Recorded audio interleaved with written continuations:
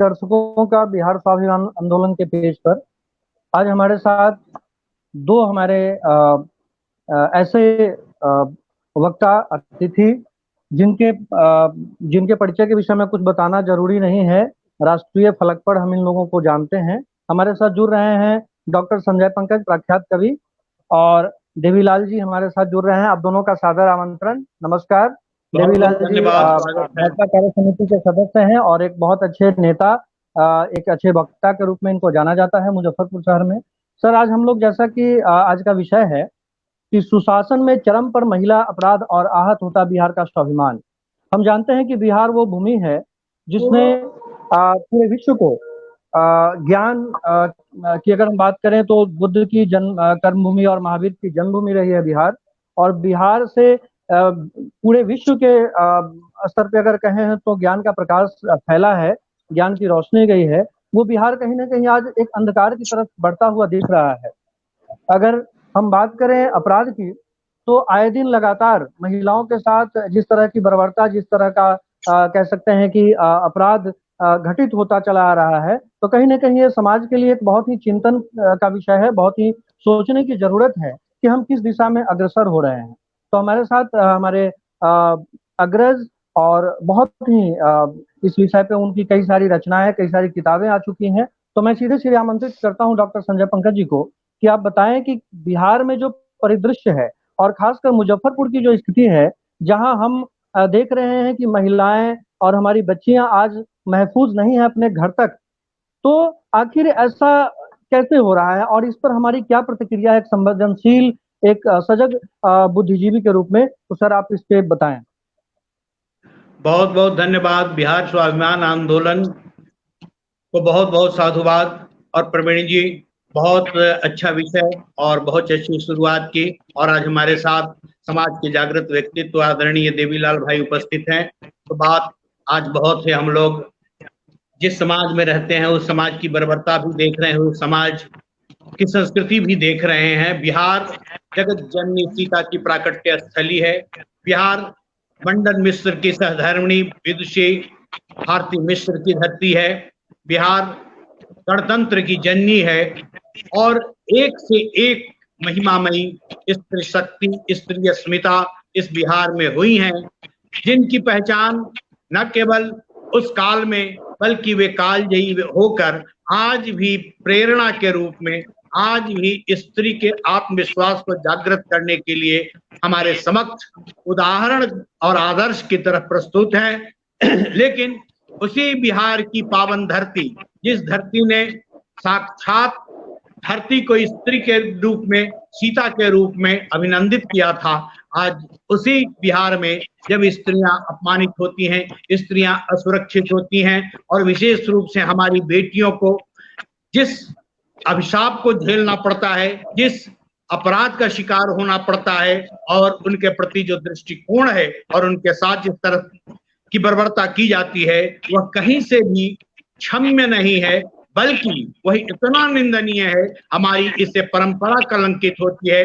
हमारी स्त्री को, जो कि साक्षात स्त्री धरती है, स्त्री संस्कृति है, स्त्री चेतना है, स्त्री का होना एक समाज के लिए, व्यक्ति के विकास के लिए, जीवन के विकास के लिए कितना महत्वपूर्ण है। हर रूप में स्त्री पूज्य है, श्रेष्ठ है। मैं शुरुआत करूं कि अब कभी हमने पंक्तियां पढ़ी थी कि अबान बान शान से आती हैं बेटियां, अपना भाग्य खुद साथ में लाती हैं बेटियां, पैदा हुई तो इस तरह छाती न पीटिए, अब बोझ नहीं बोझ उठाती हैं बेटियां, अपनी प्रतिभा, अपनी क्षमता का परिचय देते हुए बेटियां। लेकिन वही बेटियां जब समाज में असुरक्षित हो जाती हैं तो इसके लिए जिम्मेवार कौन है? यह समाज की असंवेदनशीलता, यह प्रशासन की विफलता और सत्ता की यह निरंकुशता है। यह कहीं न कहीं से सरकार, सत्ता, शासन, प्रशासन और समाज के लिए एक बड़ा कलंक है कि हम अपनी बेटियों को सुरक्षित नहीं रह सकते हैं। बेटियों के लिए सुविधा के नाम पर हम बहुत कुछ उपलब्ध कराते हैं। बेटियों के मान सम्मान की रक्षा के लिए हमारे पूर्वजों ने जान दे दी है। आप इतिहास उलट कर देखें कि स्त्रियों के लिए, स्त्रियों की अस्मिता की रक्षा के लिए, स्त्रियों के मान सम्मान की रक्षा के लिए कितने बड़े बड़े युद्ध हुए हैं, जौहर की अनेक गाथाएं हैं। लेकिन आज वर्तमान बिहार में जिस तरह की राजनैतिक अदूरदर्शिता है, जिस तरह के संशयात्मक समाज का निर्माण हुआ है और जिस तरह की प्रशासनिक व्यवस्था है, उस प्रशासनिक व्यवस्था, उस सरकारी विध्वंसात्मकता और असंवेदनशीलता का शिकार सबसे ज्यादा मैं बेहिचक कह सकता हूं कि हमारी बेटियां हैं। आए दिन दुर्घटना होती रहती है, अगवा कर ली जाती हैं, बलात्कार का शिकार हो जाती हैं, हत्या तक उनकी की जाती है। कई ऐसी घटनाएं हैं जिसकी चर्चा केवल राष्ट्रीय स्तर पर नहीं, विश्व स्तर पर जिसकी चर्चा हुई है। इसी मुजफ्फरपुर की हम बात करें तो मुजफ्फरपुर में ही बार बार स्त्री शक्ति का अपमान हुआ है, बार बार बेटियों को प्रताड़ित किया गया है, बेटियां अपहृत की गई हैं और शासन इतना असंवेदनशील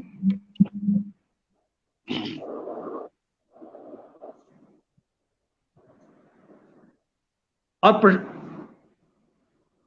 प्रशासन इतना असंवेदनशील कि वह बेटियों का अपहरण होता है और उस अपहरण को, उस अपराध को, उसके साथ हुए अन्याय को दूसरा रूप दे दिया जाता है, उसका राजनीतिकरण कर दिया जाता है, अपनी अपनी रोटियां सेकने लगते हैं। तो बिहार फिर से सोचे, बिहार में फिर एक आदर्शात्मक जागृति आंदोलन की जरूरत है और उस आंदोलन में सबसे पहला एजेंडा हो कि हमारी संस्कृति सुरक्षित कैसे रहे, हमारी विरासत कैसे बचे। और संस्कृति सुरक्षा से हमारा सीधा तात्पर्य है संस्कृति की संपोषिका ही नहीं होती है स्त्री, उस केवल विकास की प्रक्रिया को ही निरंतर नहीं रखती है स्त्री अपनी प्रतिभा का अब हर क्षेत्र में जैसे ही उसे अवसर मिलता है, जैसे ही उसे मौका दिया जाता है, उसका प्रतिभा का सम्मान किया जाता है, वह अपनी क्षमता का विराट स्तर पर प्रांतीय, राष्ट्रीय, सामाजिक और वैश्विक स्तर पर अपना परिचय देते हुए भारत का गौरवगान करती है। यहाँ आकर कभी कार्नेलिया जो सिकंदर के सेनापति सेल्यूकस की बेटी थी और भारत में आती है, इसी बिहार में आती है, बिहार के शौर्य से वह प्रभावित होती है, यहाँ की संस्कृति, यहाँ के संस्कार से प्रभावित होती है, तो अपने आप को वह भारतीय मानने लगती है। और जयशंकर प्रसाद के स्वर में अगर उसकी बात को रखी जाए तो वह गाती है, अरुणियः मधुमय देश हमारा, जहां पहुंच अनजान क्षितिज को मिलता एक सहारा। विवेकानंद के साथ विदेश की एक लड़की आती है और वह सिस्टर निवेदिता हो जाती है। सिस्टर निवेदिता हो जाने के बाद वह किताब लिखती है माई इंडिया। लेकिन इसी माई इंडिया में जब स्त्री शक्ति का अपमान होता है तो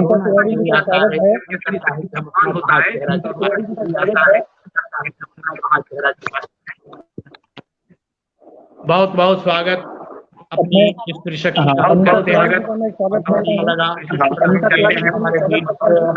हमारी महिला में स्त्री शक्ति भी है, देवीलाल भाई भी है, अब भाई भी है बात को देवीलाल जी है, बल्कि ऐसी घटना जब अखबार का पृष्ठ पलटिए, जब चैनल देखिए तो उन चैनलों पर आपको कहीं न कहीं से अपराध और उस अपराध में स्त्री के संदर्भ में जो घटित होता है वह दिख जाएगा। कलेजा दो टूक होने लगता है, विचार करने के लिए हम विवश हो जाते हैं, क्या यह वही बिहार है जिस बिहार की संस्कृति सीता के रूप में यहाँ पैदा हुई थी, साक्षात धरती थी, और उस संस्कृति का वर्ण करने के लिए अवध की संस्कृति राम के माध्यम से यहाँ तक आई थी। लेकिन आज उसी बिहार में अब सांस्कृतिक स्थिति का दंश सबसे ज्यादा बेटियों को झेलना पड़ता है। देवीलाल भाई नमस्कार। नमस्कार। नमस्कार। आवाज मिल रही है, थोड़ा सा टेक्निकल है प्रॉब्लम। मैं देवीलाल जी से मुखातिब हूँ। सर, आप राजनीतिक पार्टी से जुड़े हुए हैं, जिस पार्टी में आप हैं उसकी सरकार भी है, और अगर हम बात नवरूणा हत्याकांड की करें या उसके बाद अभी अहियापुर में जो एक घटना घटी थी जिसमें एक लड़की को जिंदा जला दिया गया था, वर्तमान में मेरे गांव में भी एक घटना घटी है जो बहुत ही शर्मनाक है। डकैती के दौरान एक बच्ची को अगवा कर लिया गया है। प्रशासन मुख्य बधिर के रूप में, जैसे उसका हाथ पांव सूंघ गया हो, ऐसा कुछ भी करता हुआ मुझे दिख नहीं रहा है। तो कृपया आप बताएं कि ऐसी परिस्थिति क्यों है। प्रशासन चाहे तो किसी भी केस को बहुत ही आसानी से सुलझा सकती है, लेकिन ऐसा हो नहीं पा रहा है। तो कहीं ना कहीं प्रशासन की किस स्तर पे मजबूरी है और ऐसा किस लिए है, तो थोड़ा आप इस पर प्रकाश डालें। मैं सबसे पहले आपको चैनल को धन्यवाद देता हूं कि आपने इस चैनल में मुजफ्फरपुर ही नहीं, बिहार ही नहीं, पूरे देश के साहित्यकार और कवि के क्षेत्र में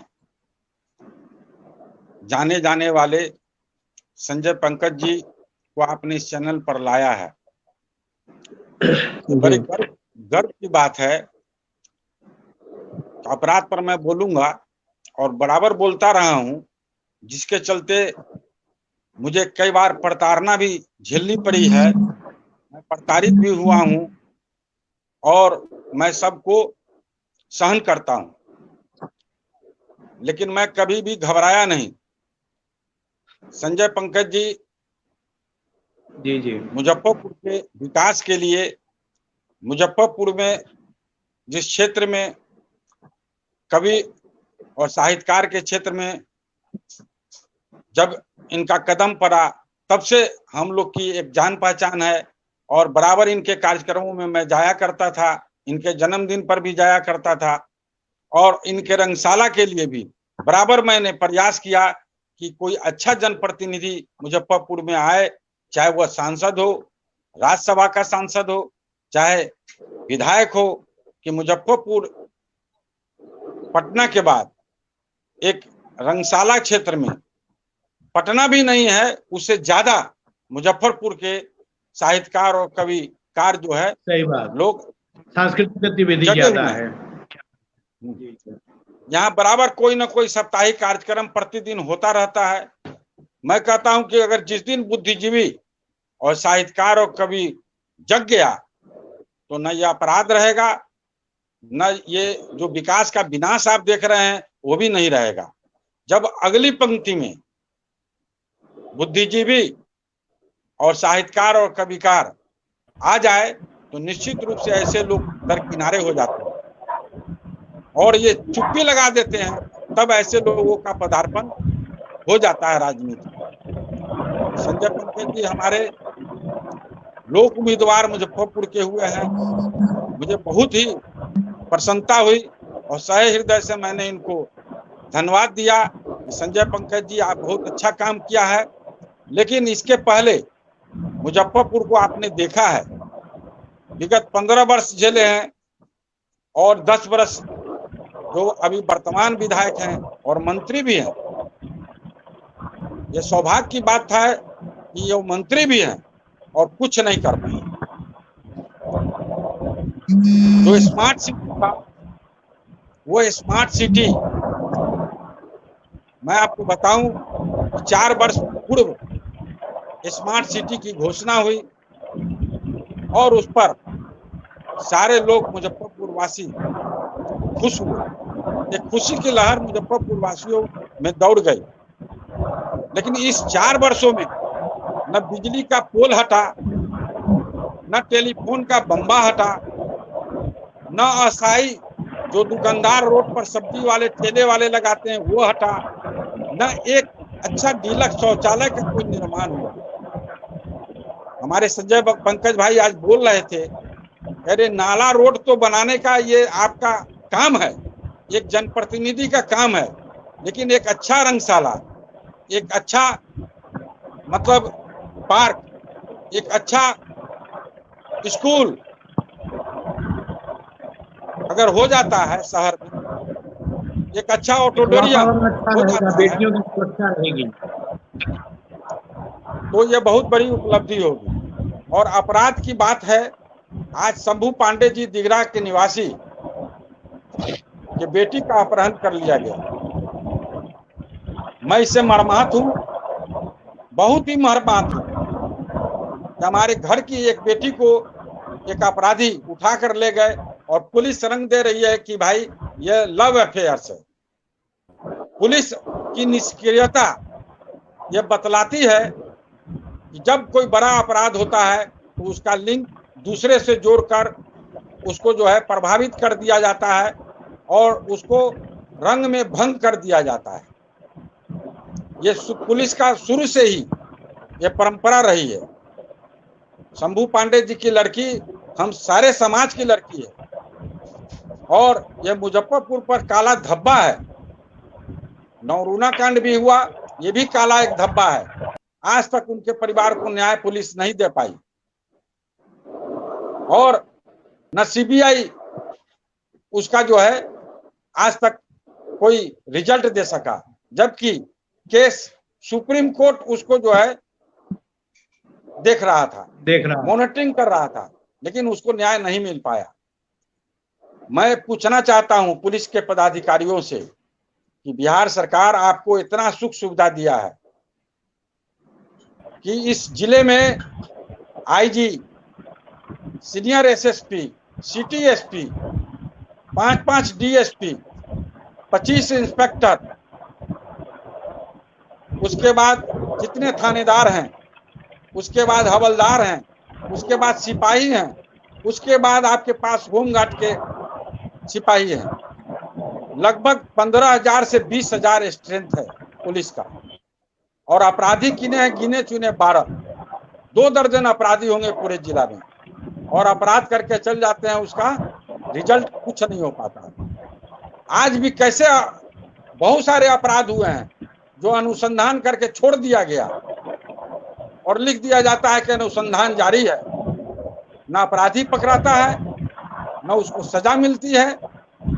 और आज एक अपराध हुआ, फिर 2 दिन के बाद एक नया बड़ा अपराध हो जाता है, पुलिस फिर उसमें फंस जाती है। पुराना अपराध हुआ वो फिर पुराने बस्ते में चला जाता है, उसको कोई पूछने वाला नहीं। तो इतना सुविधा होने के बाद, इतना जनसंख्या बल हो जाने के बाद सरकार आपको सारी चीज मुहैया कराती है और अपराध नहीं रुक पाती है, ये बड़ा दुर्भाग्यपूर्ण है।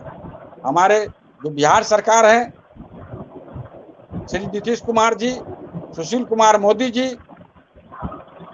वो चुनाव में व्यस्त हैं।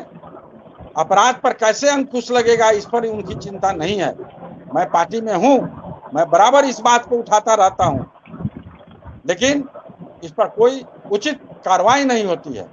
वो बड़े पदाधिकारी से बात करते हैं तो बड़े पदाधिकारी को इतना फुर्सत कहाँ है, और छोटे पदाधिकारी आप जानते हैं कि किस चीज में लगे हुए हैं। आज शंभू पांडे जी के लड़की का अपहरण का 2 दिन हो गया, 48 घंटा बीत रहा है और कोई रिजल्ट सामने में नहीं है। ये बड़ा चिंतनीय विषय है। अगर पुलिस अपनी सक्रियता नहीं निभाई तो आने वाला समय मुजफ्फरपुर आंदोलनकारी की धरती रही है। यहाँ जो आप देखे हैं कि इसके पहले भी एक कांड हुआ था, गोलू कांड में एक रतन कुमार सिंह के बच्ची का भी अपहरण हुआ था, बच्चे का, और उसकी मृत्यु हो गई। पूरा शहर जल उठा था। ऐसा ना हो कि अपराध के चलते पुलिस को भागना पड़े। जब जनता का सब्र खो जाता है तो जनता अपने आप रास्ता खोज लेती है। मैं आग्रह करूंगा बिहार पुलिस और जिला के पुलिस पदाधिकारियों से कि आप इसको संज्ञान लें और अति विलंब अपराधी को गिरफ्तार कर उसको सजा दिलवाने का काम करें, उसका मनोबल टूटे। बिल्कुल। और बताइए नवीन जी, बताइए आप। निक्की तिवारी जी हमारे साथ जुड़ चुकी हैं। निक्की जी, पहले आपका स्वागत है इस कार्यक्रम में। अब से मैं जानना चाहता हूं कि अभी जो घटना घटी है, फिर कहीं डिसअपियर हो गए। मैं डॉक्टर संजय पंकज जी के पास ही पहुंचता हूं। सर, अभी जो जैसा कि हमारे ही गांव की घटना है, दिघरा में शंभू पांडे जी की बच्ची का अपहरण हो गया। जो डकैत आए थे उन्होंने बच्ची को भी अपने साथ। हेलो। तो हाँ, हेलो निक्की जी, आप मेरी आवाज़ सुन रही हैं? हेलो। कोई नहीं, उनकी लगता है कि टेक्निकल इशू है। जी, आप मेरी आवाज़ सुन पा रहे हैं? निक्की जी की आवाज़ तो आ रही है। हाँ, उनकी आवाज़ आ रही है, लेकिन लगता है जी, और नेटवर्क की वजह से आवाज़, हम लोगों की आवाज़ सुनाई पड़ रही है, आपकी आवाज़ तो आ रही है। हेलो। आप सुन पा रहे हैं हम लोगों को? हेलो। बीच बीच में डिस्कनेक्टिविटी होती है, लेकिन उनकी आवाज तो सुनाई पड़ रही है।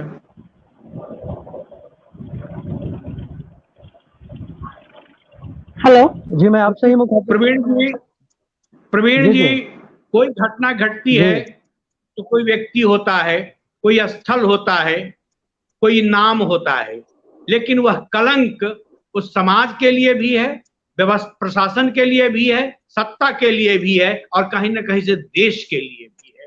यह घटना मुजफ्फरपुर बिल्कुल। की 3 घटनाओं का आपने दृष्टांत दिया है, जो इसी वर्ष की तीनों घटनाएं हैं और हाल फिलहाल की घटनाएं हैं। एक अहियापुर की बड़ी घटना जहां लड़की को जला दिया गया था, दूसरी उससे पूर्व की घटना नवरूणा वाली घटना, आज तक पता नहीं चला। अंधेरे में, हेलो,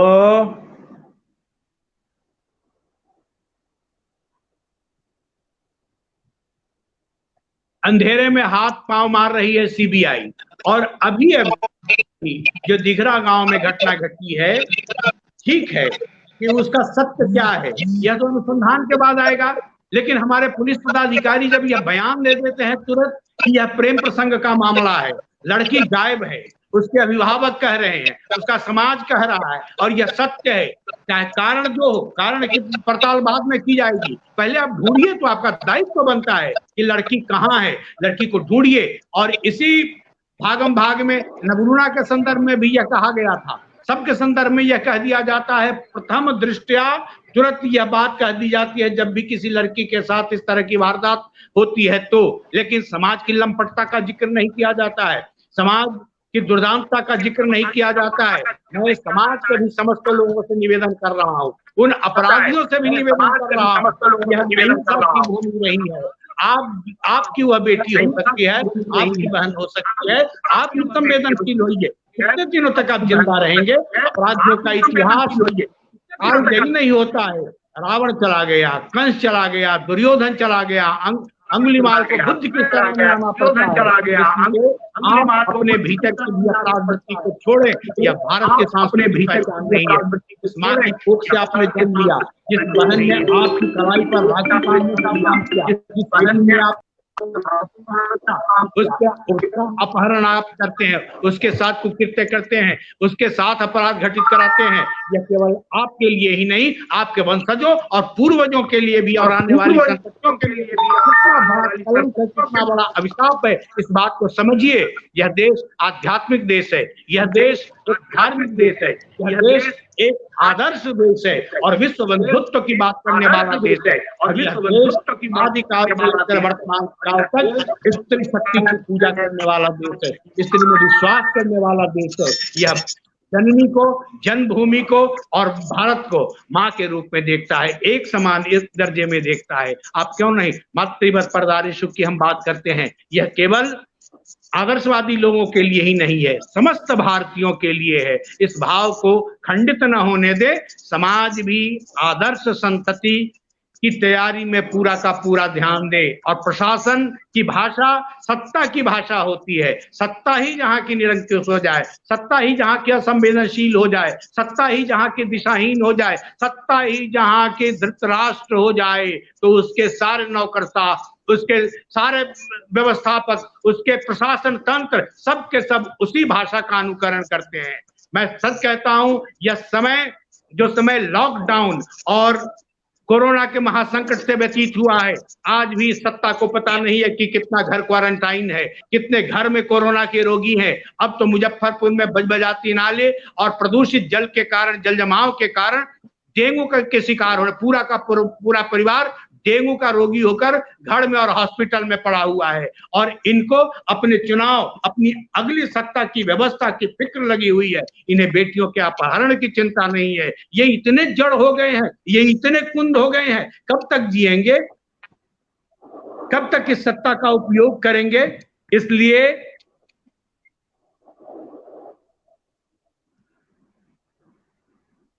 जो पंक्तियां हमारे सामने आती हैं, काम अच्छे कर लो अच्छी जिंदगानी आपकी, लोग भी सीखे सबक सुनकर कहानी आपकी। आप बुद्ध होइए, आप अंगुलीमाल को अपनी शरण में लेकर उसको बुद्धत्व के रास्ते पर ले जा सकते हैं, लेकिन कोई अंगुलीमाल, दुर्भाग्य है कि हम अंगुलीमालों का अभिनंदन करते हैं। अंगुलीमाल बुद्ध का निर्माण नहीं कर सकता है, बुद्ध ही किसी अंगुलीमाल का निर्माण करेगा। और जब बुद्ध अंगुलीमाल को बुद्धत्व दे देता है तो उसके भीतर एक आत्म जागृति ही नहीं, अस्मिता की रक्षा, भारतीयता की रक्षा और भारतीयता का बोध और स्त्री संचेतना का अभिनंदन करने का दिव्य भाव उसके भीतर उतर जाता है। इसलिए असंवेदनशील सरकार से हम निवेदन करना चाहेंगे कि आप समाज को सुरक्षित रखें। लेकिन यह कौन सी भाषा है कि हमारी बेटी का अपहरण होता है, पुलिस पदाधिकारी जाते हैं और तुरंत कहते हैं यह प्रेम प्रसंग का मामला हो। मामला पहले ही आपने कैसे तय कर दिया, कारण का पहले ही आपने कैसे बता दिया, समाधान का रास्ता कैसे आपने दिखा दिया। आप पहले समाधान करें, आप पहले उस बेटी को बरामद करें, आप उन अपराधियों को ढूंढ कर निकालें, इसके बाद सच का बयान हो सकता है। सच इसके सिवा भी कुछ हो सकता है। इसी खेल में आज नबरूना की जिंदगी चली गई। नबरूना हमारे सामने नहीं है, उसको भी आप प्रेम प्रसंग का रंग देते रहे, उसको भी किस किस दिशा में भटकाते रहे, पुलिस पदाधिकारी से सीआईडी तक, सीआईडी से सीबीआई तक, लेकिन नबरूना तो चली गई। नबरूना जैसी बेटी आज हमारे समाज में तो नहीं है, जला दी गई वह अहियापुर की बेटी, और आज गायब है। इसी पुलिस की उदासीनता के कारण, इसी सत्ता की असंवेदनशीलता के कारण कल को ईश्वर न करे कि इस बेटी के साथ भी कुछ ऐसा घटित हो जाए। हम ईश्वर से प्रार्थना करते हैं, हम उन अपराधियों से भी प्रार्थना करते हैं कि आप हृदय परिवर्तित करें। वह आपकी बेटी है, वह आपकी बहन है, वह आपकी स्त्री शक्ति है, आप उसे सुरक्षित उसके घर तक वापस करें।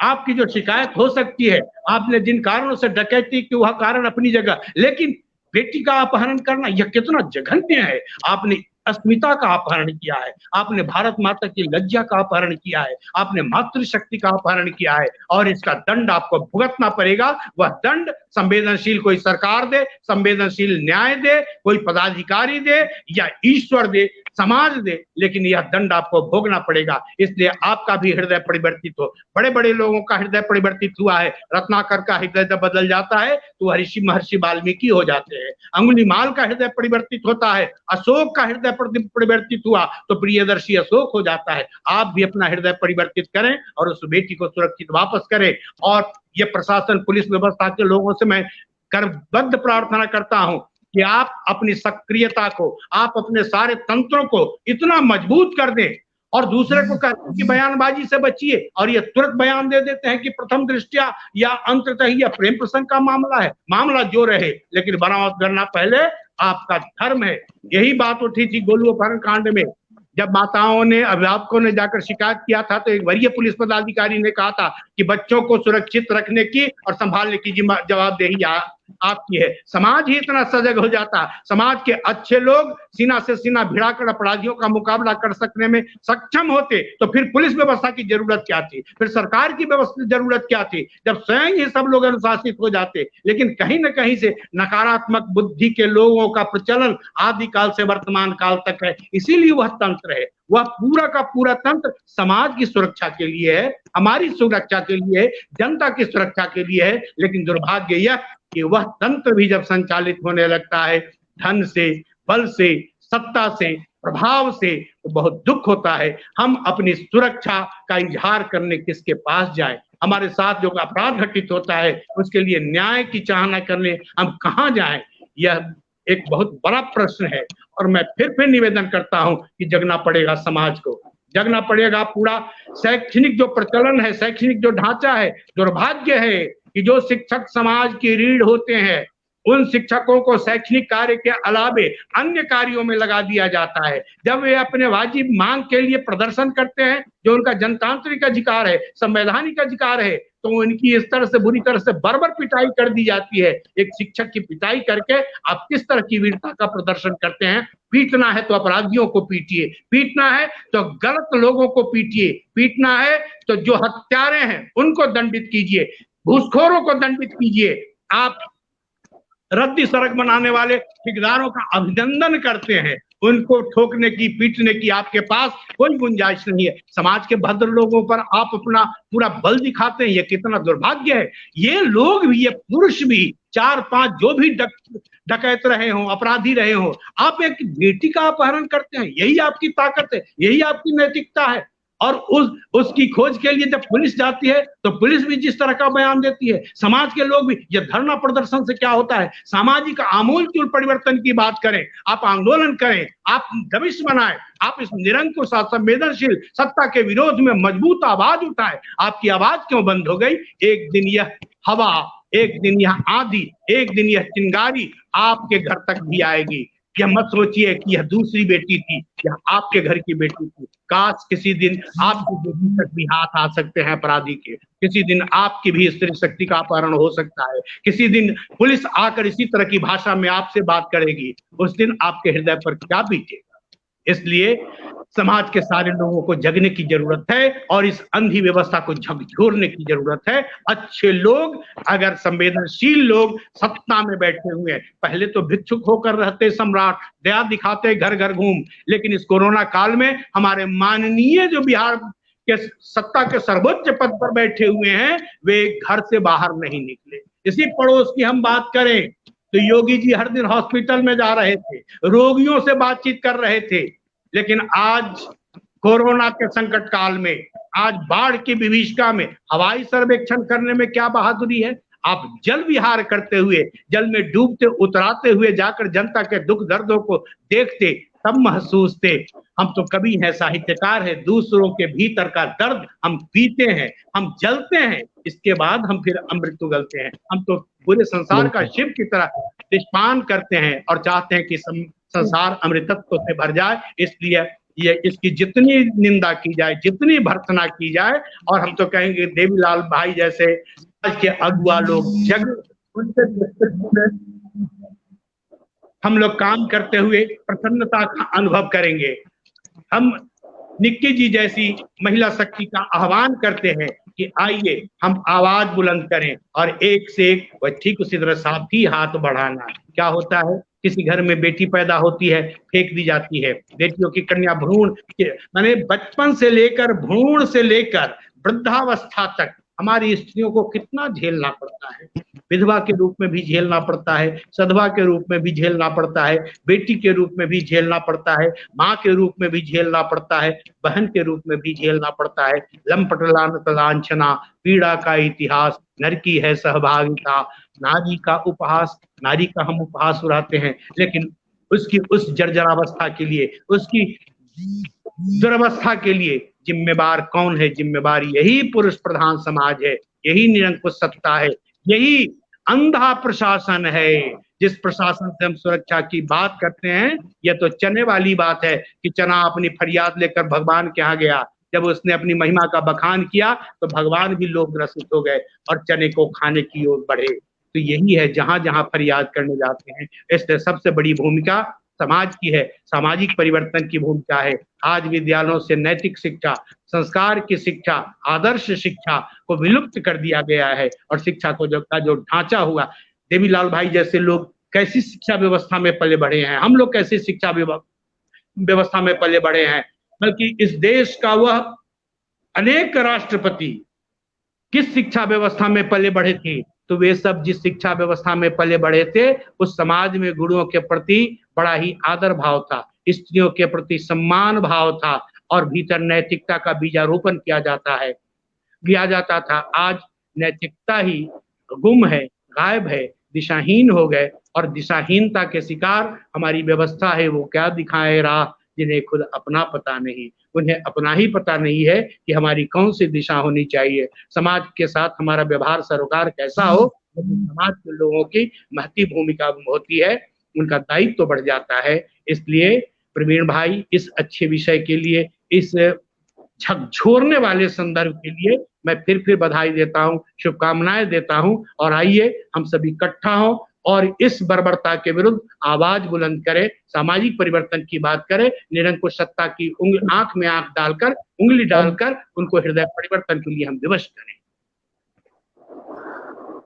बहुत सारी बातों को आपने अपने वक्तव्य में समेटा है और मैं देवीलाल जी से जानना चाहता हूँ कि इस परिस्थिति में जब लोगों को लगता है कि प्रशासन अपना काम समुचित तरीके से नहीं कर पा रही है, हमारी बेटियां, हमारी माँ बहनें घर में महफूज नहीं है, सुरक्षित नहीं है, तो जो लोग हैं जो सत्ता पे, शासन पे भरोसा रखते हैं, उनके दुख दर्द को आप कैसे समझते हैं? आखिर उन लोगों के साथ जो व्यवहार हो रहा है, जहाँ न्याय नहीं मिल पा रही है, लोग अपने न्याय के लिए अगर जाए तो कहाँ जाएं?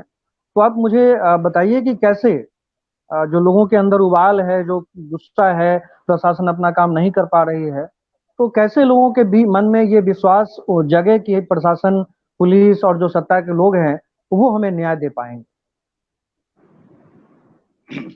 देखिए प्रवीण जी, जो बड़े पदाधिकारी आईपीएस आईएएस होते हैं, उनको अशोक स्तंभ मिलता है और उस पर सत्यमेव जयते लिखा रहता है, उसको जगाना पड़ेगा। अगर नहीं जगे, अगर हमारी बेटियां, हमारी बहनें, हमारी माँ अगर सुरक्षित नहीं रही, तो हमारी माँ बहनें और बेटियां घर में बैठने वाली भी नहीं है इस धरती पर। वैसे पदाधिकारियों को चूड़ी और मांग में सिंदूर लगाकर विदा भी करना जानती है।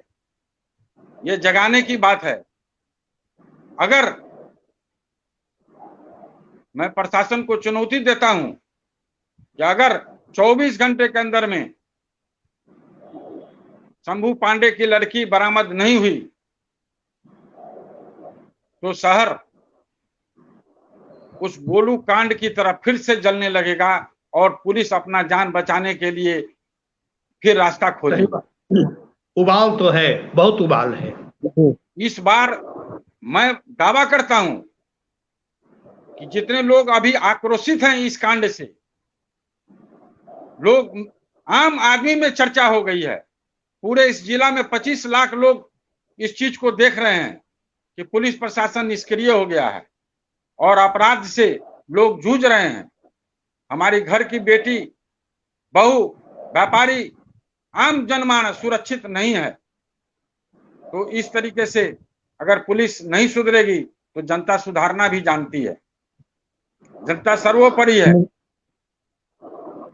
मुजफ्फरपुर हम जानते हैं फिर कि से कहना चाहता बिहार हूं, गोलू कांड की पुनरावृत्ति न हो और पुलिस दिन रात एक कर हमारी शंभू पांडे के बेटी को बरामद करे और उनको सुपुर्द करे।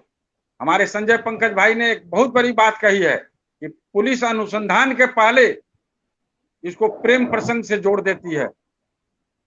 अगर ऐसा करती है पुलिस, तो पुलिस की यह बहुत बड़ी मैं निंदा करता हूं कि बिना अनुसंधान किए, बिना जांच किए हुए आप इस कड़ी को दूसरे कड़ी की तरफ लोग को न ले जाए, जिससे लोग दिग्भ्रमित हो जाए और आपको अनुसंधान करने में सुविधा न हो।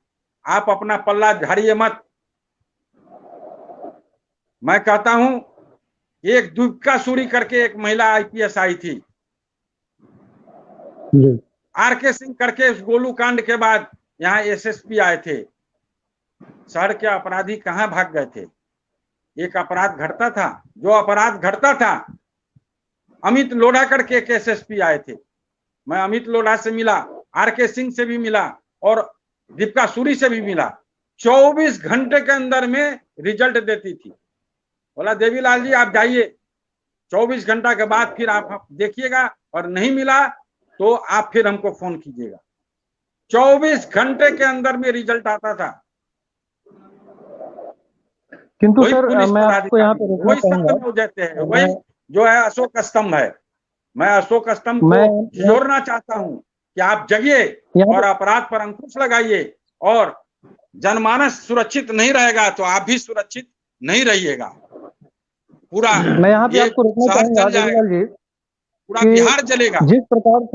जिस प्रकार से अहियापुर में पूर्व दिनों घटना घटी, पीड़िता के जो भाई थे, उनके जो पिता थे, लगातार अहियापुर पुलिस से संपर्क साधते रहे लोग इस विषय में। वहां पे वो एफआईआर दर्ज कराने के लिए भी गए, लेकिन पुलिस ने उनकी एक भी बात नहीं सुनी।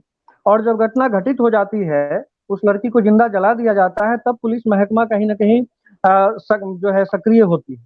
तो आज का जो समय है, आम जन लोग जब पुलिस से संपर्क साधते हैं तो उनकी एफआईआर भी नहीं दर्ज होती, उनको डराया धमकाया जाता है, उनको ही दुत्कार कर वहां से भगाया जाता है। तो ये कैसी पुलिस की व्यवस्था है हमारे राज्य में, जहां पुलिस का काम लोगों का सेवा करना है, उनको अपराध से मुक्त कराना है, अपराध का जो भय है या अपराधी है उनको सजा देना, उनको पकड़ना है। लेकिन इसके बिल्कुल विपरीत कहीं ना कहीं ऐसी घटनाएं होती हैं कि लोगों का जो भरोसा है पुलिस प्रशासन पे वो बिल्कुल उठता चला जा रहा है। तो आप बताएं कि हम लोग इस जो ये जो परिस्थिति है इससे उबरने के क्या उपाय हो सकते हैं? देखिए, जो यहाँ के जनप्रतिनिधि हैं, सांसद हैं, उनकी आत्मा मर चुकी है। अगर जनप्रतिनिधि सही रहेगा, हमारा सांसद, मंत्री और विधायक सही रहेगा, तो अपराध तो 2 मिनट के अंदर में अंकुश लग जाएगा। हमारे संजय पंकज भाई जैसा अगर नेतृत्व करता, अगर मुजफ्फरपुर विधानसभा के उम्मीदवार होते हैं और इनको लोग यहाँ से जिता कर भेजती है, तो ये जानते हैं कि शासन कैसे किया जाता है, पुलिस को कैसे शासन किया जाता है। यहाँ जनप्रतिनिधि पैर छूने वाले प्रशासन के लोग हैं, उनसे उम्मीद नहीं की जा सकती है। वैसे आदमी को चुन के जनता को भी लाना होगा कि जो जनता के अनुरूप खड़ा हो, अपराध के अनुरूप खड़ा हो। तो वैसा लोग को भी जनता भी दोषी है, जनता को भी चुन के लाना होगा। वैसे थैला साह लोगों को और वैसे बिरला टाटा को आप जनप्रतिनिधि चुन लीजिएगा तो आपका सुनने वाला, दुख दर्द सुनने वाला कौन होगा? मैं आपको बताता हूं प्रवीण जी कि 2.5 साल पहले एक बड़े स्वर्णकार रोहित, जो सोनार पट्टी में उनका दुकान था, और उनको सरेआम अपराधियों ने गोली मार दिया। अपराधी चिन्हित हो गए और बेकसूर लोगों को पुलिस ने जेल में बंद कर दिया। 5 लोगों को पुलिस ने बंद कर दिया। मैंने एक दिन का आह्वान बंदी का किया, मैं रोड पर उतरा, पुलिस का बहुत दबाव था, एसएसपी का बहुत दबाव था कि आप बंदी न करें, मेरी जो है ट्रांसफर हो जाएगी। मैंने कहा कि आप दोषी को तो पकड़ नहीं रहे हैं और जो बेचारा इस केस में नहीं है उसको आप पकड़ के जेल भेजते हैं। तो कोई हर कांड में दोषी बच जाता है और जो दोषी नहीं है उसको जेल भेज दिया जाता है। पुलिस का ये भी एक काम है। उसके बाद की घटना मैं बता रहा हूं। बहुत आंदोलन हुआ, मैंने आईजी, डीआईजी और ऊपर डीजीपी से मिला, सारी बातों को, हमारी बातों को सुना बड़े पदाधिकारियों ने। और उसके बाद जब वहां से फोन आया, उस समय विवेक कुमार करके यहाँ आईपीएस एसएसपी थे, तो उन्होंने कहा अपने बड़े पदाधिकारियों को कि वो आदमी तो पुलिस का विरोध करता है। तो बड़े पदाधिकारी ने उनको बोला कि आप निष्क्रिय हैं जी, अपराध पर आप अंकुश नहीं लगाते हैं, तो लोग पुलिस का विरोध तो करेगा ही ना। आज अपराध रुक जाए तो पुलिस का क्यों विरोध होगा? पुलिस को लोग सम्मानित करेगा, तो पुलिस सम्मानित होने का काम करे, अपराध पर रोक लगाए। और उसके बाद उस एसपी ने मुझको 2 केसों में फंसाकर मेरा राइफल और बंदूक जब्त कर लिया, जो आज भी थाने में जब्त है। तो पुलिस का ये काम है। लेकिन हम इससे डरने वाले राजनीतिक कार्यकर्ता और सामाजिक कार्यकर्ता नहीं है। अपराध होगा, हम उसके विरोध में बोलेंगे ही, हम वहां जाएंगे ही, हम उसके लिए न्याय के लिए लड़ाई लड़ेंगे ही, हम मरे या जिए, रहें ना रहें। मेरा काम है बड़े पुलिस पदाधिकारी से बात करना, उस समस्या का समाधान करना। अगर समाधान नहीं निकलती है तो उसका जो है जन आंदोलन होता है, सरकार तक बात पहुंचाई जाती है, और इस पर भी नहीं मानते हैं वैसे पदाधिकारी का ट्रांसफर भी किया जाता है। और कई ऐसे पदाधिकारी का यहाँ से तबादला हुआ है। जनता अगर जाग जाएगा, समाज जाग जाएगा, संजय पंकज जी भाई जैसे लोग, साहित्यकार, ऐसे ऐसे हमारे दर्जनों, 100-200 यहाँ पर पत्रकार और साहित्यकार लोग हैं, वो जाग जाएंगे तो मुजफ्फरपुर शहर भी अपराध मुक्त होगा। इसलिए मैं फिर से कहना चाहता हूं बड़े पदाधिकारियों को कि न्याय आप देना चालू कीजिए। अगर किसी के साथ घटना घटती है, हमारे परवीन भाई ने बोला कि उसको न्याय नहीं मिला, पुलिस एफआईआर नहीं लॉन्च करती है, लेकिन बड़े पदाधिकारी का कहना है कि पहले आप एफआईआर लीजिए। तो ऐसे पदाधिकारियों को विरोध में हम लोग को भी सजग रहना होगा। समाज में जो जनप्रतिनिधि है वो सजग नहीं है, इसलिए यह दुर्भाग्य है। इसलिए मैं कहना चाहता हूं कि हमारे बीच नीरज नैन भी आ गए हैं, वो हमारे भारतीय जनता पार्टी के नेता हैं, उनकी भी सुनिए और अपराध पर अंकुश लगे, ये हमारी प्राथमिकता है। बड़े पदाधिकारी से आग्रह मैं पुनः करता हूं कि हमारी बेटिया को आप तुरंत 24 घंटे के अंदर में बरामद कीजिए। आप ऐसा काम करिए कि लोग आपको सम्मानित करें, अपमानित नहीं करें। बिहार के लोग और मुजफ्फरपुर के लोग सम्मान से रहना सीखते हैं और लोगों का आदर और सम्मान करना भी जानते हैं, स्वाभिमान के चलते। अगर हमारा स्वाभिमान टूटेगा तो आपका भी स्वाभिमान का चकनाचूर होगा। इसलिए मैं पुनः आग्रह करता हूं कि पुलिस अपना काम करे और निष्पक्षता होकर अपराध पर अंकुश लगाए। अपराध चरम सीमा पर है, सरकार को बदनाम नहीं करे। देवीलाल भाई, दुर्भाग्य है कि हर बात के लिए हम डीजीपी के यहाँ जाएं, हर बात के लिए हम पुलिस महानिदेशक के यहाँ दस्तक दें। नहीं तो अभी वर्तमान अपने बिहार के जो डीजीपी साहब हैं, आपने गोपालगंज में देखा कि जिसको दूसरा रंग देने का प्रयास किया जा रहा था, उस केस को स्वयं ही नदी की धारा में उतरकर तैरते हुए उन्होंने अनुसंधान करने का काम किया, बल्कि न्याय दिलाने का काम किया। तो माननीय गुप्तेश्वर पांडे जी एक संस्कृति कर्मी हैं, बिल्कुल आध्यात्मिक चेतना के हैं, और वे देख लीजिए कि किस तरह से व्यापक संवाद बनाते हुए समाज के साथ, समाज के तबके के अच्छे लोगों के साथ जुड़कर वे निरंतर जिस पुलिसिंग को जनता पब्लिक पुलिसिंग की बात करते हैं, लेकिन उन्हीं की जो सेना है पुलिस की, वह जिस तरह का अनाप शनाप बयान दे देती है, बड़ा दुख होता है। मैं कहता हूं कि सीता का अपहरण हुआ तो सोने की नगरी लंका को ध्वंस का शिकार होना पड़ा। द्रौपदी का अपहरण हुआ तो महाभारत जैसी घटना घटी। हमारे पूर्वजों ने स्त्री अस्मिता की रक्षा के लिए कितने बड़े बड़े जोखिम उठाए हैं, तो हमें क्रोध में आना पड़ेगा। आचार्य जानकी वल्लभ शास्त्री की पंक्ति प्रवीण जी और देवीलाल भाई, मैं कहूं कि वहां उपेक्षा कायरता जहां उचित प्रतिकार, क्रोध न ले प्रतिशोध तो न हो सीता का उद्धार। इस बेटी के उद्धार के लिए भी हमें क्रोध में आना पड़ेगा, हमें विचार के साथ समाज के समक्ष प्रस्तुत होना पड़ेगा, हमें अपना विरोध दर्ज करना पड़ेगा प्रशासन के सामने, सरकार के सामने, समाज के सामने, अपराध तंत्र के सामने। आपने कहा यहाँ जिंदा कोई नहीं रहेगा, हम आप भी मरेंगे, ये अपराधी भी मरेंगे, लेकिन हम सबसे पहले अपने समाज को जागृत करना चाहते हैं कि आप तमाम भेदभाव को भूल जाएं।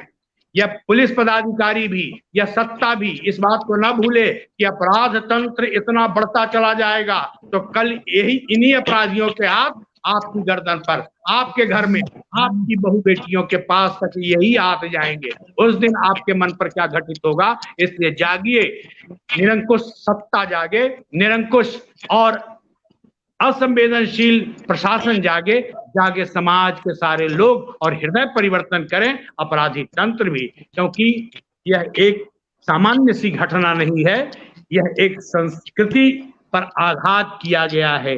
इसलिए इसमें कोई राजनीति ना हो, इसमें कोई जातीयता का विभेद ना हो। मरा है, अपहृत हुआ है, जहां कहीं भी होता है तो वहां मनुष्यता मरती है, वहां संस्कृति और लज्जा का अपहरण किया जाता है। इसलिए यह संस्कृति हमारी है, यह मनुष्यता की रक्षा करने का दायित्व हमारा है। इसलिए हम समाज, प्रशासन और सरकार तीनों से निवेदन करते हैं कि एक आपसी सकारात्मक सामंजस्य बनाकर समस्त बौद्धिक लोग जागे और हस्तक्षेप करें इस अंधकार के विरुद्ध। ठीक है कि हम सूरज नहीं पैदा कर सकते हैं, लेकिन हम एक तीली तो जला सकते हैं, इसका प्रतिकार तो कर सकते हैं। हम जहां हैं वहां से आवाज तो उठा सकते हैं, वरना क्या होगा, एक दिन नहीं होगी बेटी, नहीं होगी बेटी, नहीं होगी स्त्री, नहीं होगी स्त्री, नहीं होगा प्यार, नहीं होगा प्यार, तो क्या होगा, तो क्या होगा, तो क्या होगा।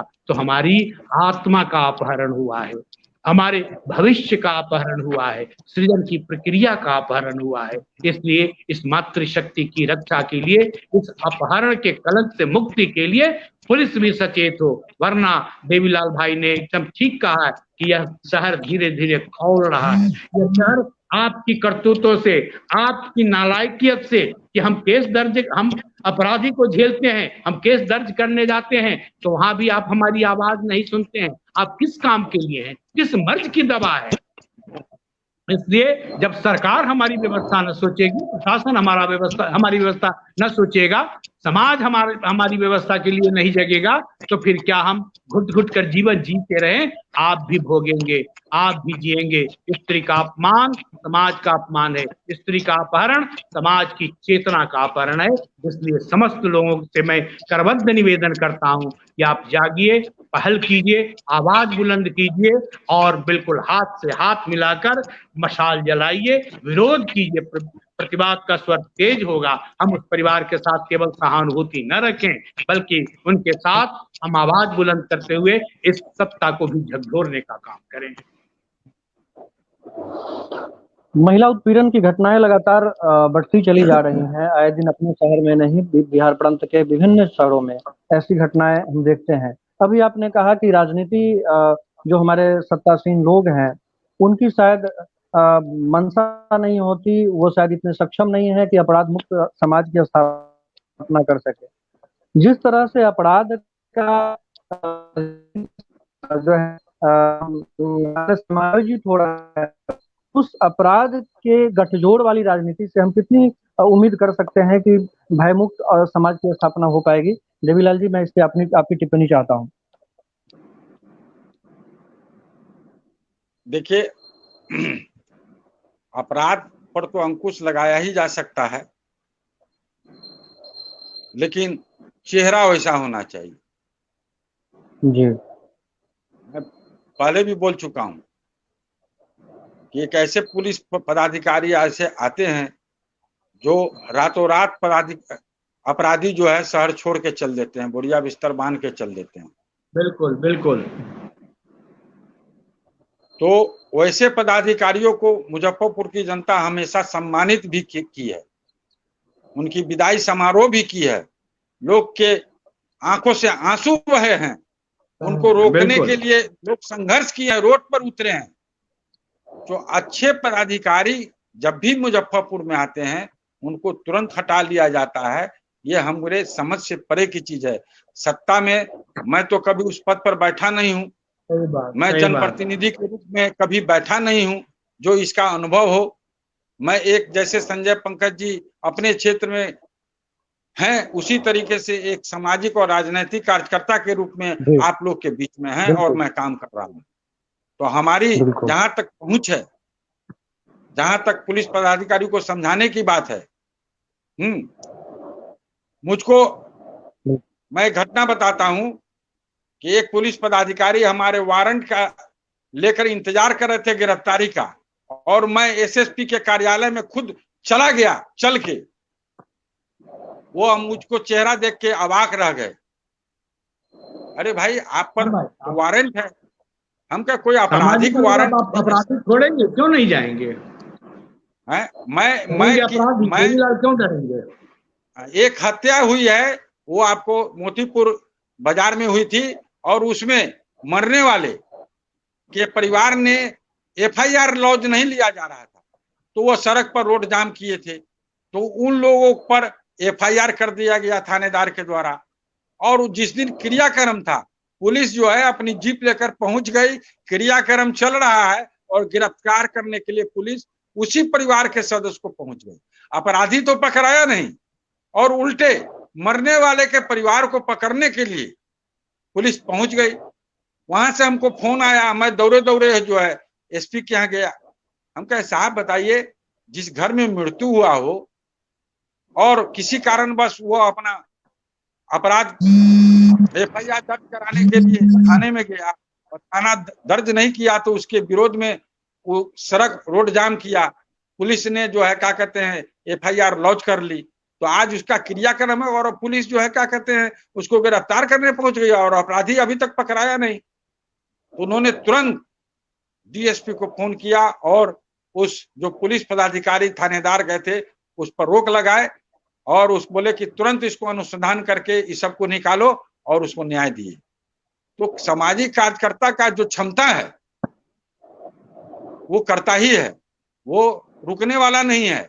आज इतनी बड़ी घटना घट गई, जो हमारे मुजफ्फरपुर के जनप्रतिनिधि हैं अभी तक वहां तक नहीं पहुंचे हैं, ये बड़ा दुर्भाग्यपूर्ण है, को संज्ञान लेना चाहिए। और कहीं ना कहीं ऐसे लोग कहीं ना कहीं ऐसे लोग जो घटनास्थल तक पहुंच पा रहे हैं, उनकी भी अपनी एक राजनीतिक कह सकते हैं कि मंशा है, उनको अपनी राजनीतिक रोटियां सेकनी है, इसलिए वो वहां तक पहुंच पा रहे हैं, जबकि देखिए जमीनी स्तर अपराध हुआ है, अपराध हुआ है, सारे लोग पहुंचेंगे, है ना। आप किसी को रोक नहीं सकते हैं, ये लोकतंत्र है, ये जनतंत्र है ना। जाना भी चाहिए, लोग पहुंचेंगे ही, है ना। लोग को वेदना है। मैं सारे पॉलिटिकल पार्टी से और कार्यकर्ताओं और नेताओं से कहना चाहता हूं कि मुझे अपराध पर अंकुश लगाने के लिए एकजुट हों, सब लोग का साथ हो। मान लिया कि हमारी सरकार है और सरकार में ऐसे पदाधिकारी अपराध रोकने में असक्षम है तो उनको रहने का भी कोई उचित नहीं है। सरकार अतिविलंब उसको यहाँ से हटाए और अच्छे पदाधिकारी को नियुक्ति करे जिससे अपराध पर अंकुश लगे। मेरा ये भी एक मांग है। इसलिए हमको रिजल्ट चाहिए, मुझे अपराध पर अंकुश चाहिए, आम जनमानस सुरक्षित रहे वो चाहिए, वैसा जनप्रतिनिधि चाहिए, वैसा जनप्रतिनिधि को भी चुनिए, वैसा आप प्रशासन पदाधिकारी को भी लाइए, तो एक अच्छा जनप्रतिनिधि होगा तो निश्चित है कि अपराध पर भी अंकुश लगेगा और अच्छा आपको पदाधिकारी भी आएंगे। तो ऐसी बात नहीं है कि इसका जो है रिजल्ट नहीं मिलता है। तो आने वाले समय आप देख रहे हैं कि अगर अपराध नहीं रुकेगा तो सरकार को इसको जो है भुगतना पड़ेगा अंजाम, दूसरा कोई नहीं भुगतेगा, है ना। जो आने वाले विपक्ष हैं वो सामने में आ जाएंगे। इसलिए उन जिसकी सरकार है, हमारी सरकार है ना, नीतीश कुमार की सरकार है, जदयू और भाजपा अलायंस की सरकार है, डबल इंजन की सरकार है, उनको पहल करना चाहिए कि अपराध पर अंकुश लगे। और नीतीश कुमार का जो एक नारा था कि ये सुशासन पर दाग का धब्बा है, बेटी बचाओ बेटी पढ़ाओ, कहाँ बेटी बचा रहे हैं? नहीं, बेटी बचाओ तो और बेटी पढ़ाओ तो मेरे प्रधानमंत्री का नारा है। इम्प्लीमेंट पदाधिकारियों को करना है, इनको इम्प्लीमेंट करना है ना। बिहार में दायित्व तो किसका है?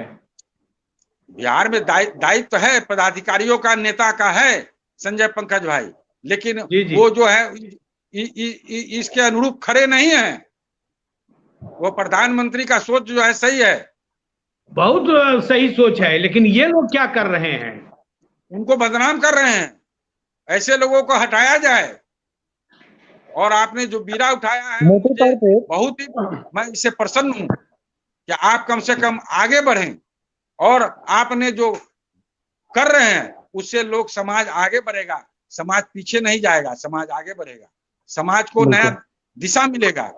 इसलिए संजय पंकज भाई हम लोग सजग रहें, जनता के हाथ में है, जनता सर्वोपरि है। समाज को तो सबसे ज्यादा जगने की जरूरत है। जनता जगेगी तो अपराध पर भी अंकुश लगेगा, अच्छे काम भी विकास होंगे। आज ये हरियाणा और कर्नाटक से इसका हम तुलना कर सकते हैं, कोई बड़े अच्छे शहर से भी मैं मुजफ्फरपुर की तुलना कर सकता हूं। आज ऐसी स्थिति है कि यह किसी भी दरभंगा और गया से भी बदतर स्थिति मुजफ्फरपुर का हो गया जी। आप गया को उठा के देख लीजिए, मुजफ्फरपुर, दरभंगा को देख लीजिए, वो अपराध मुक्त शहर है, अपराध कम होता है मुजफ्फरपुर के बनिस्पत। तो वहां के जनप्रतिनिधि सजग है, वहां का प्रशासन सजग है। तो ऐसे ट्रांसफर कराएंगे ना, कोई भी राजनेता अगर अपराधियों को संरक्षण देंगे, कोई कड़क पुलिस पदाधिकारी आएगा तो उन्हीं अपराधियों पर दबिश बनाएगा, तो फिर उस आका का क्या होगा? इसलिए रातों रात ट्रांसफर करा देते हैं। कोई शहर को सुव्यवस्थित करने वाला अच्छा प्रशासक आ जाता है तो उसे बदनाम करके हटा दिया जाता है। इसको भोगती कौन है? आम जनता भोगती है। किसी बड़े राजनेता ने कभी कहा था, देवीलाल भाई, कि अगर पुलिस चाहे तो 24 घंटे में अपराध को नियंत्रित कर सकती है, लेकिन अगर राजनेता कोई चाहे तो उसी क्षण से वह समाज का परिवर्तन कर सकता है और अपराध को नियंत्रित कर सकता है। तो ये अपराध का उद्गम कौन है? अपराध का संरक्षक कौन है? अपराध को बढ़ावा देने वाला तंत्र कौन है? ये प्रशासन की जो व्यवस्था है वह तो भाषा होती है सत्ता की।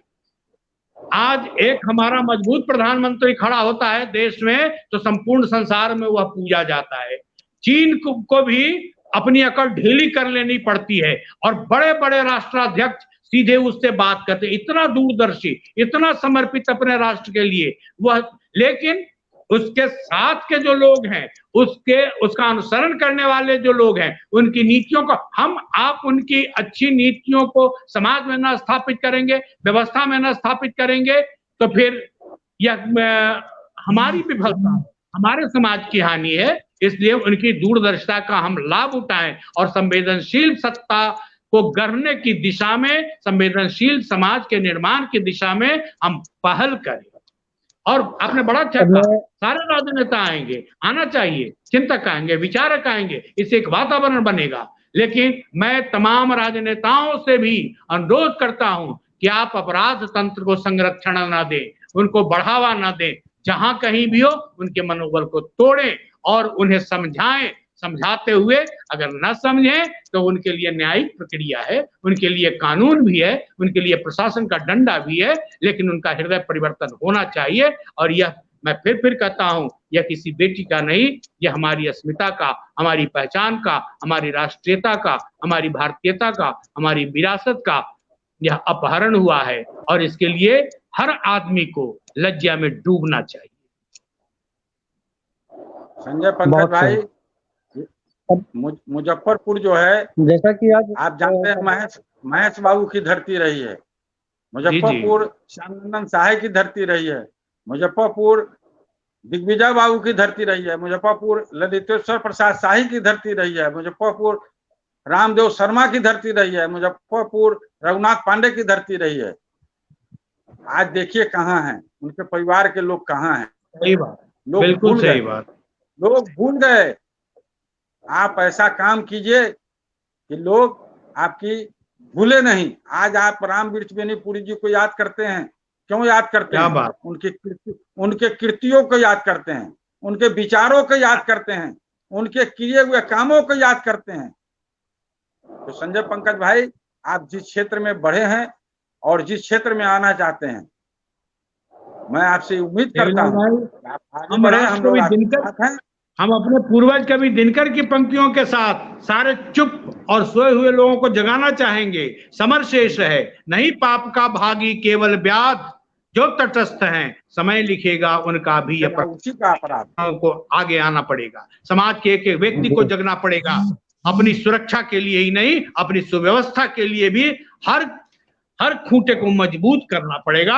और यह लोकतंत्र का जो खूंटा है वह आपकी आवाज बुलंद करने के लिए, आपको न्याय देने के लिए सामने आए। इसके लिए आपको भी जगे रहने की जरूरत है। प्रवीण जी, चलिए निक्की जी नहीं आई क्या? जी निक्की जी नहीं आई क्या?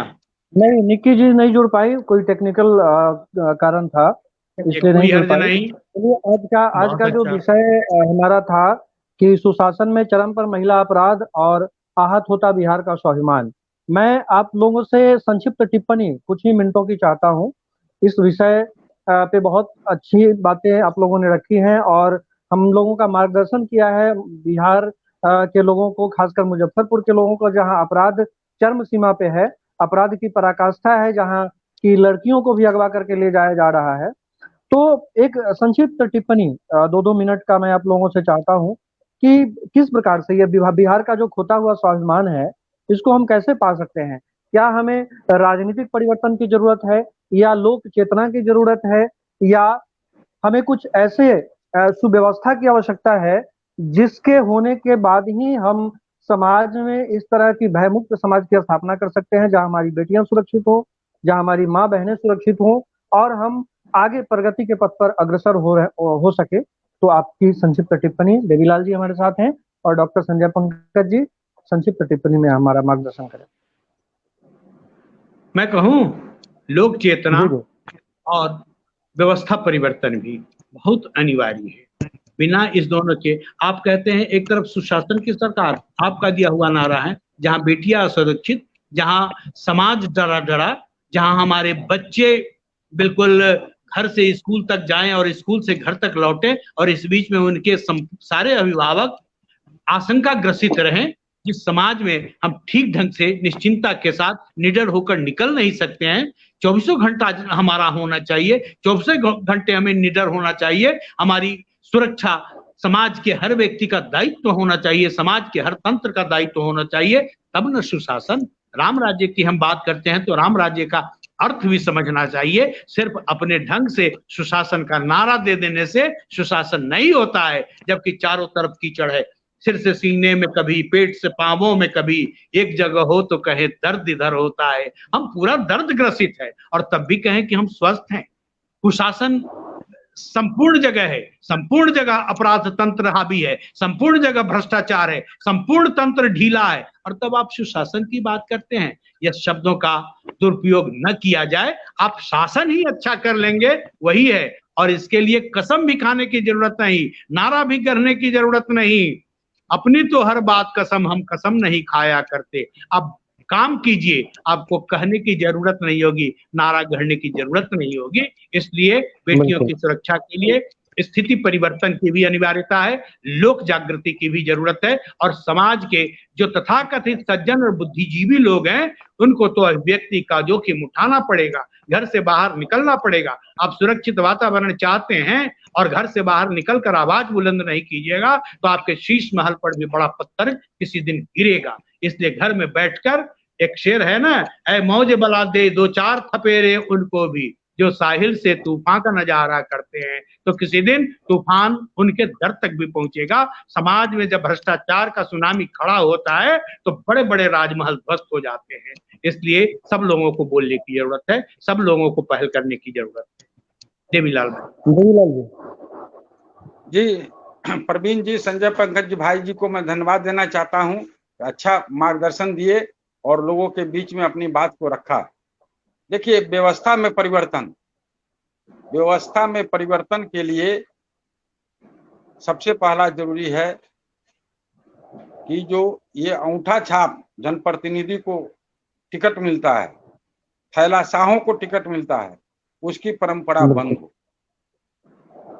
ऐसे लोगों को, चेहरे को टिकट दिया जाए जो समाज के प्रबुद्ध पत्रकार, साहित्यकार, समाजसेवी, राजनीतिक कार्यकर्ता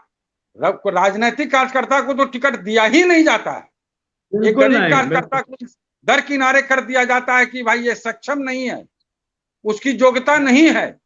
अरे भाई, कैसे आप ये साबित करिएगा कि आप इसकी योग्यता नहीं है? उसमें तो इतनी बड़ी योग्यता है जो पार्टी को खड़ा करता है दिन रात मेहनत करके, और झोला लेकर चलता है और झोला लेकर विदा भी हो जाता है। तो ये व्यवस्था का परिवर्तन जब तक नहीं होगा टिकट परिवर्तन में, तो ऐसे ऐसे लोग जो पेटी पहुंचाने वाले हैं, जो पेटी भरने वाले लोग हैं, वैसे लोगों को आप चेहरा लाइएगा तो अपराध पर अंकुश नहीं लग सकता है। संजय पंकज भाई ने कहा कि अपराधियों को संरक्षण कौन देता है? यही पेटी वाले, पेटी भरने वाले, पेटी पहुंचाने वाले, यही संरक्षण देते हैं। तो ये अपराध पर अंकुश लगाने के लिए, यह आपको व्यवस्था में परिवर्तन करने के लिए चुनाव में, मैं सारे पॉलिटिकल पार्टी से, मैं अपने ही पार्टी से नहीं बोल रहा हूं, कि जो चेहरे हैं दागी, जिन पर 10 आपराधिक मुकदमे चल रहे हैं, 5 आपराधिक मुकदमे चल रहे हैं, उनको टिकट नहीं दिया जाए। जो अंगूठा छाप हैं, हाँ, जो पढ़ नहीं सकते हैं, जो ड्राफ्ट नहीं कर सकते हैं, उनको भी टिकट से वंचित किया जाए। उनको लड़ने का अधिकार है, ये लोकतंत्र है, लेकिन उनके दिमाग का भी जो है प्रशिक्षण लिया जाए, तब उनको टिकट दिया जाए। तो ऐसे कितने लोग हैं? जी 5-10 आदमी होंगे, 20 आदमी होंगे, 243 सीट है, आप 43 सीट ऐसे आदमी को दे दीजिए। लेकिन 200 आदमी तो आप अच्छे समाज में अच्छे चेहरा को लाकर अच्छा आप सरकार चला सकते हैं। इसलिए मैं सारे पॉलिटिकल पार्टी से अनुरोध करता हूं कि व्यवस्था में परिवर्तन जब तक नहीं होगा, अच्छे लोग नहीं आएंगे, पत्रकार नहीं आएंगे, बुद्धिजीवी नहीं आएंगे, साहित्यकार नहीं होंगे उस सभा में, तो कोई माने नहीं है ना। तो वो सदन चलेगा कैसे? जो सरकार काम कर रही है उसका विरोध नहीं होगा तो सरकार चलेगी कैसे? तो व्यवस्था में परिवर्तन के लिए आपको अपने आप में खुद परिवर्तन करना होगा नेताओं को, तब अपराध पर अंकुश लगेगा। ये बहुत व्यापक चर्चा है प्रवीण भाई, फिर हम लोग मिलेंगे तो किसी मंच मोटे पर, तौर पे किसी जी जी बिल्कुल हाँ बोलिए। मोटे तौर पे ये कहा जाए कि जिस प्रकार से बिहार की राजनीतिक परिवेश में राज सत्ता पे धन कुबेर काबिज हो रहे हैं, अपराधी जो है सत्ता हथियाने में सफल हो पा रहे हैं, हम कहीं ना कहीं सत्ता परिवर्तन के माध्यम से ही अपने घर की जो हमारी माँ बेटियां हैं, हमारी जो बहनें हैं, उनको हम सुरक्षित कर पाएंगे। साथ ही साथ हमारी जो लोक चेतना है उसको भी जागृत करने की आवश्यकता है। हम खुद को हाशिए पे देखते हैं, हम किसी भी चीज में अपनी सक्रियता नहीं दिखाते, अपने घरों तक सिमट सिमट कर रहना पसंद करते हैं। तो इस प्रकार से हम इस तरह की समस्याओं से नहीं उबर सकते।